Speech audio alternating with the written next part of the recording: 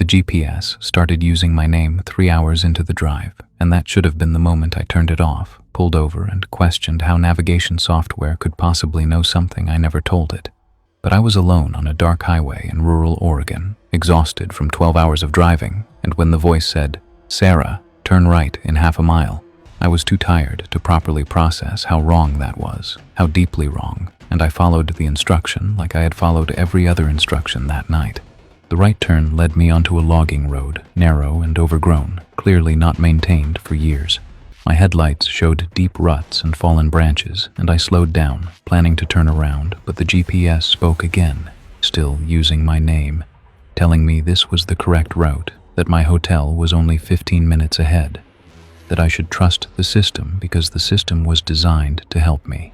The voice sounded different now, less computerized and more human, almost familiar, like someone I had known once but could not quite place. I checked my phone for cell service and found none, no bars, no connection, yet the GPS continued working perfectly, showing my location as a blue dot moving along roads that the map displayed as blank space. The estimated arrival time kept changing, jumping from 15 minutes to 2 hours to 30 minutes with no pattern, and I realized I had no idea where I actually was anymore, had lost track of my position during the turn onto this logging road. The only guide I had was a device that should not be functioning without signal and definitely should not know my name. The voice started asking me questions after another 10 minutes of driving deeper into the forest.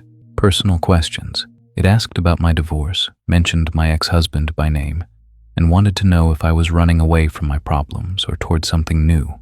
I could not answer, because my throat had closed with fear and confusion about how this device knew details about my life that existed nowhere in any app or account or digital record I had ever created.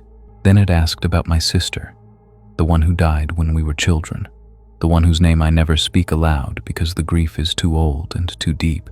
The GPS voice said her name clearly, asked if I was driving to visit her grave, and told me it could show me a shortcut, a special route that would take me directly to where she was buried, even though her cemetery was 3 states away and in the opposite direction from where I was supposedly heading. I screamed at the device to shut off, stabbed at the screen trying to close the app, but it would not respond to my touch.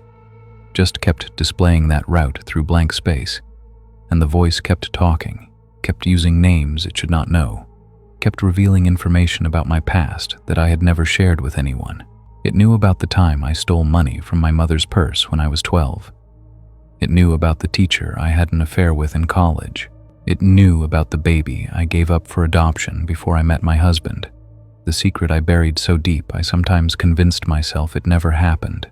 The road ended at a clearing where a small house stood, lights on in every window, despite the structure looking abandoned, roof sagging and walls covered in moss.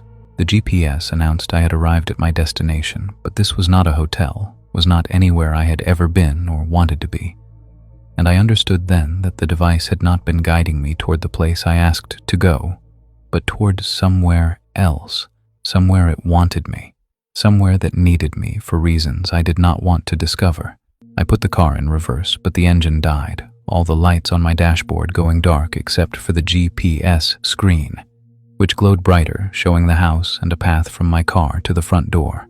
The voice told me to go inside, that someone was waiting for me, that I had been expected for a long time, and I would understand everything once I crossed the threshold and met the person who had been calling me here through technology and coincidence and the careful manipulation of routes that made this meeting inevitable. I sat in my dead car and watched the house, and after a few minutes I saw movement in one of the windows, a figure standing there looking out at me. Too far away to see details, but something about the shape was familiar, the way it stood and the tilt of its head, and the GPS voice said my sister's name again, said she had been waiting, said she never really died, but had been living here all these years, and all I needed to do was walk inside and we could be together again. I knew it was a lie, knew my sister was dead and buried, and this was something else. Something that had learned her shape from my memories and was using the GPS to lure me into a situation where I would be trapped and helpless. But the voice was so convincing, so warm and familiar, and I was so tired and so alone. And part of me wanted to believe that technology could somehow undo death, that navigation apps could guide you not just through space, but through time, back to moments you lost and people you would never stop missing. I opened my car door and the GPS immediately started giving me walking directions, step-by-step instructions for how to reach the front door of that house. The voice was excited now, eager, telling me to hurry, that my sister was waiting, that we only had a limited time before the route would close and I would miss my chance to see her again. I took one step toward the house and immediately felt wrong. Felt like I was moving through something thick and resistant, like reality itself was trying to stop me from going forward. That resistance saved me. I stopped walking, turned back to my car, and grabbed my phone from where it sat on the dashboard, still displaying that navigation map. I smashed it against a rock, destroyed the screen completely, and the moment the GPS went dark, I heard screaming from inside the house.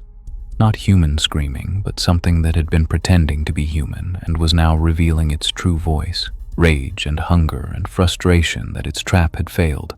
My car started immediately, every system suddenly functional, and I drove back the way I came, following my tire tracks through the mud until I reached the main highway 2 hours later. I never found out where that house was, or who, or what was waiting inside. Never reported it to police because I had no address or coordinates and knew I sounded insane trying to explain that my GPS had used my dead sister to lure me into the woods. I drive without navigation now, use paper maps and written directions, and I cover the cameras on all my devices because I learned that technology knows too much, sees too much, and sometimes uses that information not to help us, but to exploit our loneliness and grief and willingness to believe that something digital could care about us enough to guide us home, when really it is guiding us toward places where things that are not human wait patiently for the next person who trusts a voice that knows their name.